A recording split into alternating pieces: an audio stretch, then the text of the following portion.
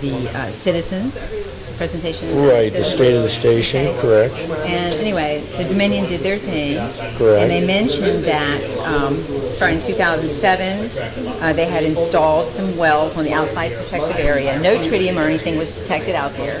And then in 2010, there was detected tritium in one well in the protected area. That's correct. And then they go on to say, following repairs in circulating water, tunnels, etc., they indicated there was tritium concentration in one of the wells. They totally omitted the fact that in 2012 we had 2 times the limit, the EPA limit for tritium at that point. I probably was at a meeting at one point when I talked about that. But so they omitted that. They're just kind of going, since 2010 we've had a leak. Well, North Anna continues to monitor all the wells. They've done all these things, but in other words, we still have a leak that they haven't found. So where are we at with that? All right, right now... because the levels are pretty high in y'all's data here.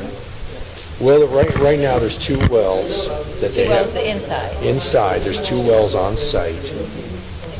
Actually, they drilled a new one, and that was the second one. Both of those wells are running around 5,000 to 6,000 picocuries per liter. So the EPA limit is 20,000. Okay. And they're running around 5,000 or 6,000. Are you talking about batch, or are you talking about running?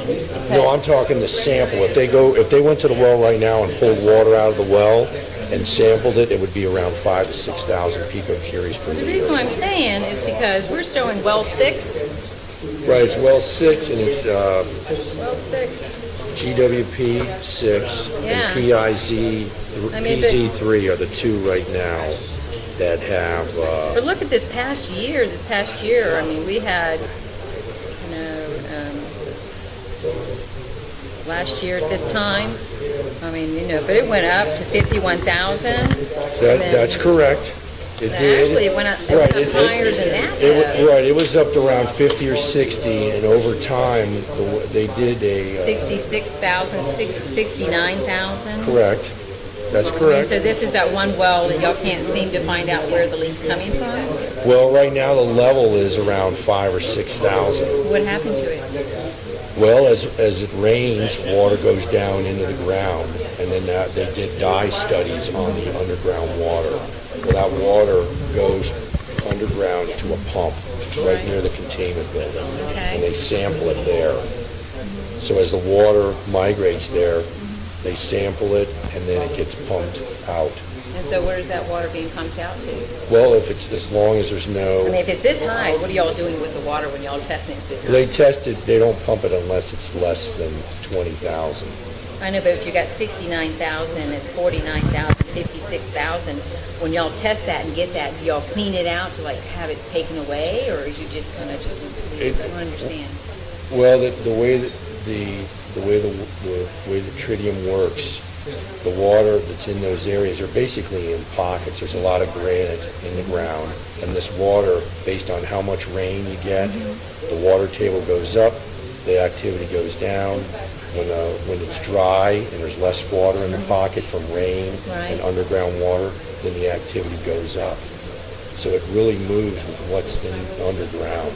Okay, but being that these levels are pretty high, doesn't that signify that there's a pipe or there's a leak somewhere? I mean, that statement that they said there is that they really an ongoing haven't really quite figured it out. Right now, with the levels that they're at. Right now. Last year, they were all over the place. That's correct. They were higher, but over time, there's a half-life of the tritium in the ground. It's 12 and a half years. Right. And then as you get more rain, it's going to dilute that concentration. But why? Why are we not? It says, NA. It means not performed. We are not performing tests for all the other nasties. Is there a reason why we're not in those wells? I mean, it's like they cherry pick. There's one that, okay, well, we'll perform one there. Look at that. I mean, almost all of them, it says not performed.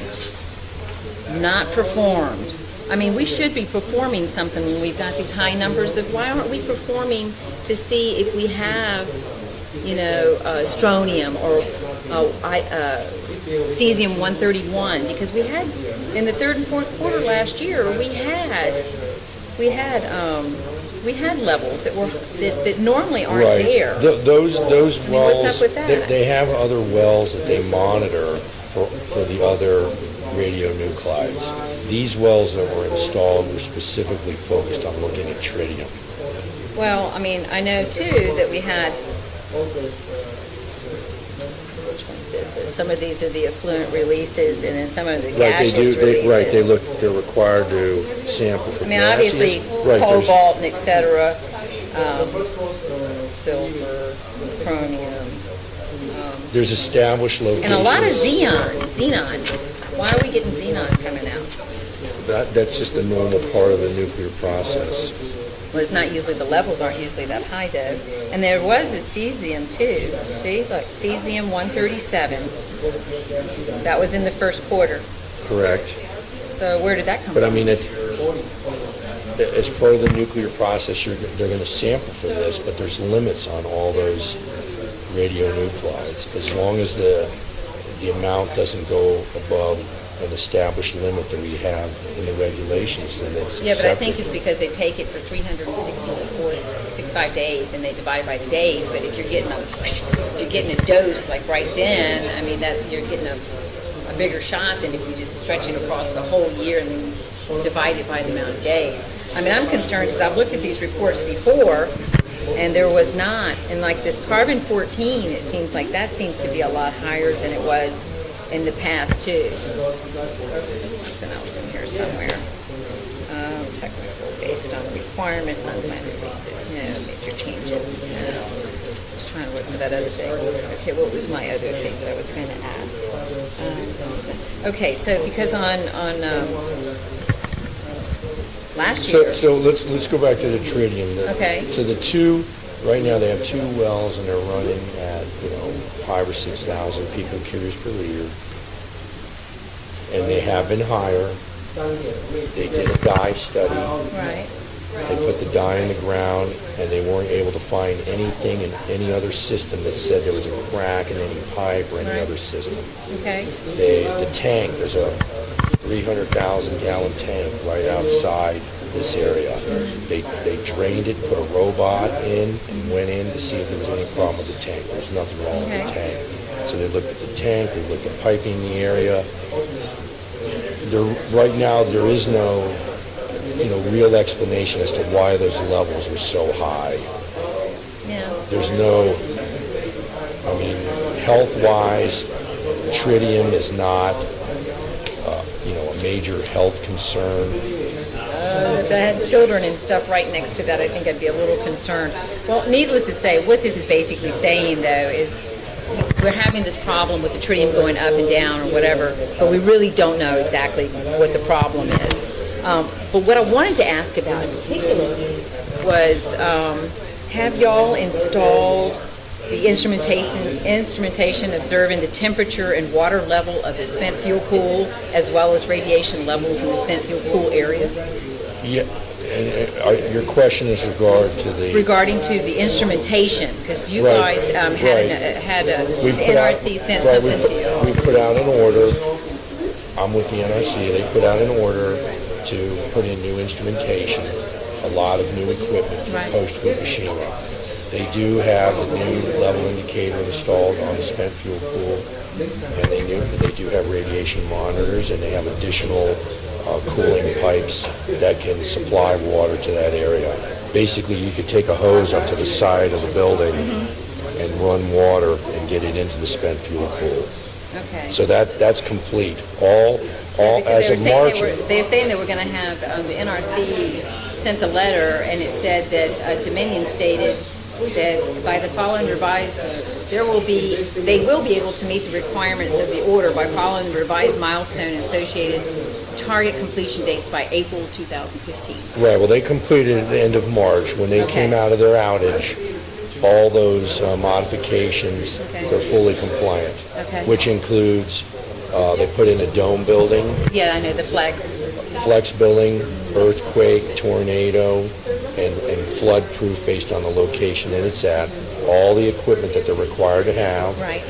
all the procedures to operate that equipment, Right. all the training, the staffing studies to make sure that if there was a beyond design basis event. They have enough people and they're trained and qualified. And then all the portable pumps and equipment and cabling, they have, locations throughout the facility where they can tie this equipment in. Right. So there's a three-phase approach. That's this Right. one handout we got right there. Right, the first phase is installed equipment, stabilize the plant. Okay, so we've already Yeah. gone through that. They've gone through that. Now, we haven't done our full inspection of that. I know it's coming up. I Right, see y'all have stuff coming up. for Right, the Watts Bar was the first site to have, we started out with a temporary instruction, so they've done that at Watts Bar. And then our plant will be later this year, me and other individuals, inspectors from Atlanta and headquarters will walk all this down and confirm that what they said they did.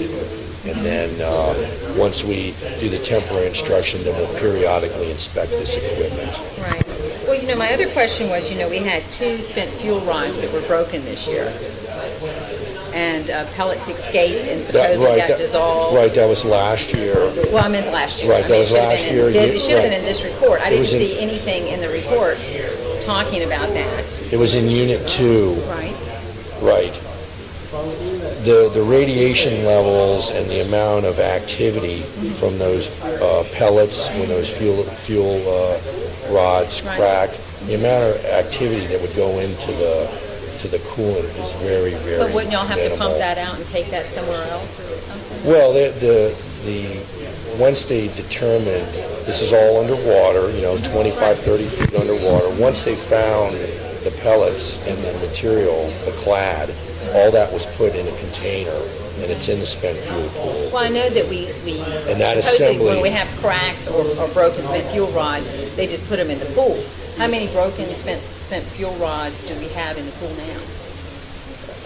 As far as I know, this is the only one that's significant in terms of the assembly. But I mean, well, you either have something that's whole and not broken, or you have something that's damaged. So under that category of damage, I mean, we don't have anywhere to put high-level spent fuel yet, so we're storing it on site or we're storing it in the pool. But when you have Right. broken ones, where do the broken ones go? They just sit in the pool, right? Right now, the way it's set up, you can only put it in the pool. The TN32s, which are the vertical drums or cask, there's a provision that allows some small cracked material to go in there, but right now you can't put any into the horizontal ones at all. They're not approved to go in there, so it has to stay in the pool. We're going away from the horizontal. No. We're not? No, We're going to continue horizontal. to do the horizontal? Horizontal is more efficient, and that's the latest design. So in other words, but what they're original- moving going towards, though, is the new cast for the high burnout fuel is actually something that's standing up, though, isn't it? Right, that's a Department of Energy experiment where they're going I know. to take I a don't look like at the that. experiment there either. Well, it's a study that they're looking at. So Study why allow experiment. 4 different types of fuel to go in there? Because if something goes wrong, will we actually know what went wrong if you have 4 different types? It's kind of like catch-all. I don't know, kind of strange. The Department of Energy and the NRC, they're going to look at this. There's going to be a public meeting on this type of activity that's going to go on Well, that there's a pad. public meeting coming up Right, already that's going right. to be on the phone like a Category 1. So There's some discussions on that with the There's, Department of Energy. how many pads do we have out there for spent fuel? Right now they have pads on, they have 3 pads that are approved, the TN32 and then 2 for the new homes. Okay, so. The new homes are did we the just- horizontal. Right, so did we just get a new pad? No. We had 3 pads before? There's a total of 4 pads 4 that they could pads. have out They there. could have, but I Right. mean, how many? Right now, there's 3 that they're using right now. Because when our earthquake, it moved 25 of the 27 casts, but I'm only seeing a report that there's 26 horizontal, 26 vertical casts. Did we move a cast off? No. So in other words, There's room for one one more. more. That's right. is that where they want to put the Yes, experimental cast? yes. But those are the ones where they moved from our earthquake. Right, they moved from a half inch to up to 4.5 inches. Right. All of them moved in some random direction. They weren't Right. like all in one And I know, direction. and I know we've got an exemption to leave them as they are, even though they. Right, so then so they looked at the dose, how much is it gonna cost to put a crane out there and Right. put people out there and move each Right. of these back to 16 feet Right. center to center? And we looked at that and headquarters looked at it Right. and they They said decided the cost and the exposure wasn't was worth it. not worth it, so they're gonna stay and they're gonna approve, 14 feet center to center.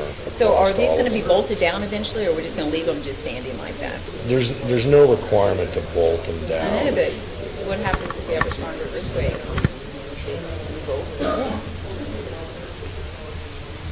The way they're designed, there's friction between the bottom of the container and the rough